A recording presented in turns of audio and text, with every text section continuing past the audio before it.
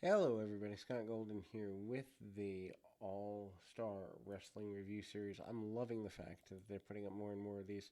They have put up a good number from 1980, 1981, and 82 are a little less sparse, but I think in total there's about 100 of these up on Peacock currently. So good with that, enjoying that, and happy with that as I love to be able to watch stuff that I haven't seen before. Love to be able to watch stuff from a time when wrestling actually mattered. And I know a lot of people are subjective about what matters and what doesn't matter. But the fact of the matter is, when you look at numbers and when you look at different territories and the ability for territories to thrive and survive on their own to their own merit, certainly without a doubt, the earlier generations prior to cable. There were more options for guys to work and ladies to work, and there was more value in that overall concept than there is currently.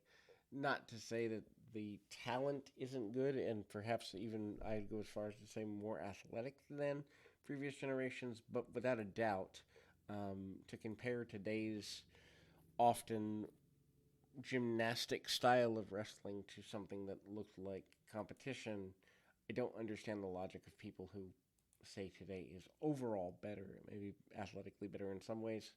I'm willing to go that far, but as far as, better overall for the sake of those that are in the sport and for the sake of fandom developing, no, that just isn't the case.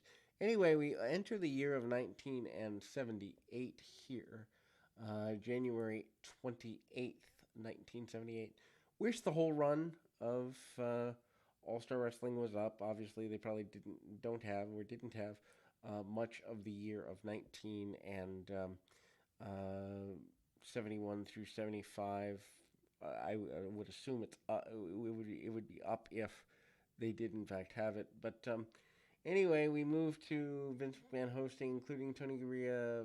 Um, Hosting a PSA about fighting juvenile diabetes, including also Garea and Zbyszko, relatively new tag team in the area, discussing their match later in the show with Larry Sharp and Jack Evans, not to be confused with the Jack Evans who does flips and flops on AEW these days, but a Jack Evans who actually knew how to tell decent stories. Anyway, as mentioned, this is the 28th of 1978, and so we open with Ken Patera with Captain Leo Albano defeating SD Jones via countout after throwing Jones over the top and out to the floor. Jones headbutts Albano and Patera, but is attacked from behind by Patera and left laying in the ring. Obviously, Patera is a couple of years away from being a Intercontinental Champion mainstay at the time.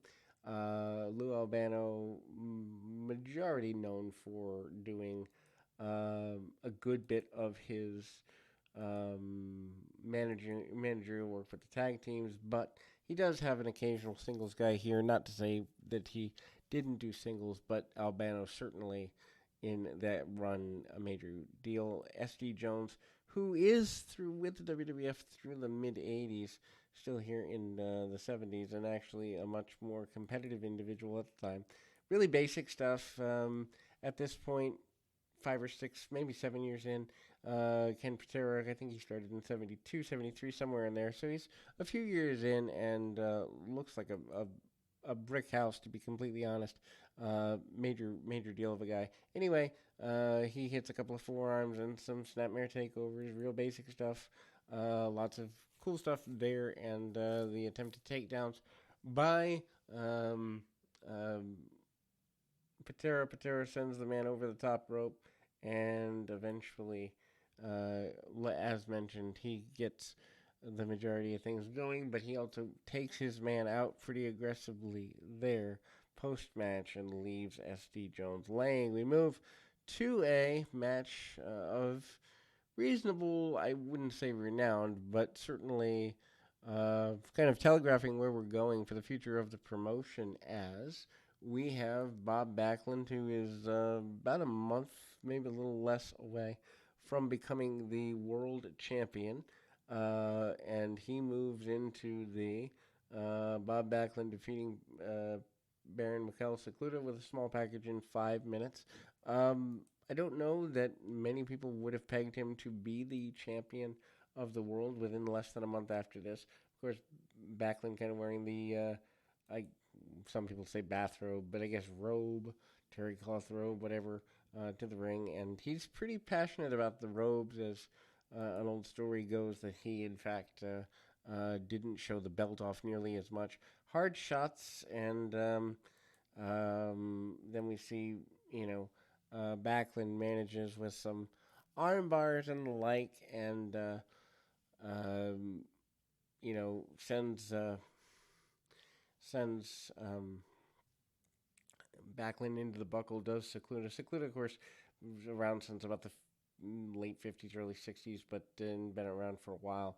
At this point in his journey, certainly more of an enhancement talent, although not a complete enhancement talent. One thing that I like is that there's actually a bit of a battle even in your earlier matches or your matches that have value. And again, short knee by Cicluna, and ultimately, a couple of body slams there, and kick by Cicluna. Cicluna, not entirely dominant of Backlund, but does get a couple of things, and a roll up out of nowhere, which is pretty impressive. Larry Zbyszko and Tony Garea are talking about being tag team champions, wanting to get another shot at Fuji and Tanaka. Also admitting that they have different styles. At the time, Zbyszko kind of mentoring under Bruno Sammartino and being more of a striker and more of a mat wrestler, whereas Garea, the high flyer, just a weird thing there. I mean, years later, obviously, Garea wouldn't be considered a high flyer, but they kind of go forward with that. The idea is that eventually they are going to get some degree of notoriety for being a tag team, and that does continue to go forward as a concept here. Zbyszko, not a big surprise, but is a really good talker here. I hadn't really seen much of him talking in a babyface role because by the time I got in as a fan, transition into WCW and the like. So actually enjoying Zbyszko as a younger babyface. Of course, his babyface run in WCW in the late '90s, notwithstanding, but and actually mid '90s in '93, '94, the battles with William Regal I enjoyed a great deal too. So just interesting to see him in a younger role. Mil Mascaras defeating Jose Estrada by submission, 444 with an abdominal stretch. Odd to see a lucha star in a submission role. Of course, Mascaras, man of a thousand masks, arm bars and basic takedowns. A couple lucha passes, B pasos, but everything here looks like it actually hurts and is reasonable.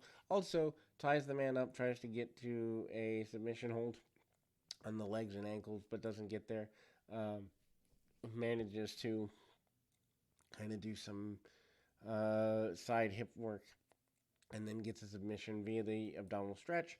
We go to another match, this time the wonder that is Spiros Arion and Classy Freddie Blassie in kind of a peach-ish sort of outfit and here, and that's pretty cool in that sense. Arion moving into a 2-on-1 position against two enhancement talents, which happen to be, let me just take a look here, Spiros Arion defeating Ted Adams and Frank Williams, handicap match 346, pitting both men at the same time, and slams Williams on top of the partner before getting the victory. Obviously, Arion moving towards, and he's only around for about another year, maybe year and a half at most, but manages to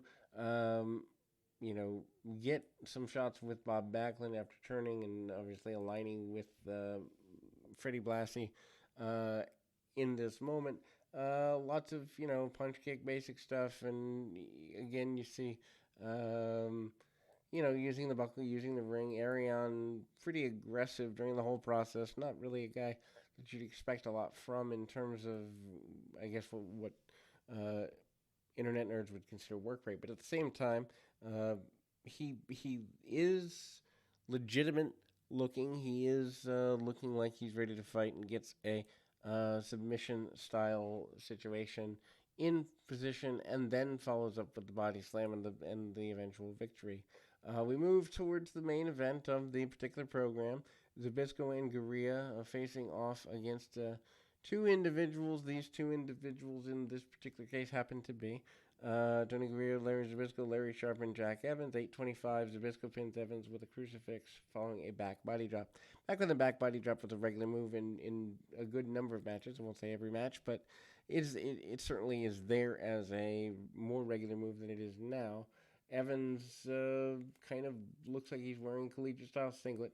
Good mat wrestling and takes Garea down. Garea, though, comes back up and has the agility advantage. Evans tries to use a good number of holds, kind of holds on to headlocks, taking the man over and pretty dominant. He kind of looks almost like a, I don't know that I'd say poor man's,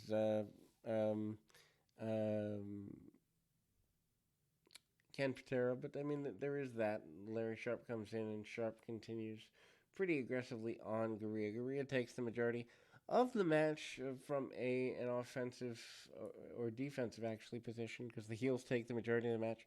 Zbyszko finally comes in, and the attempted cutoff. Zbyszko sent hard into the buckle, and they sell even something as simple as a buckle here in 1978. And again, finally, the crucifix with the win for the babyface tag team. Anyway, we will be back with more right after this.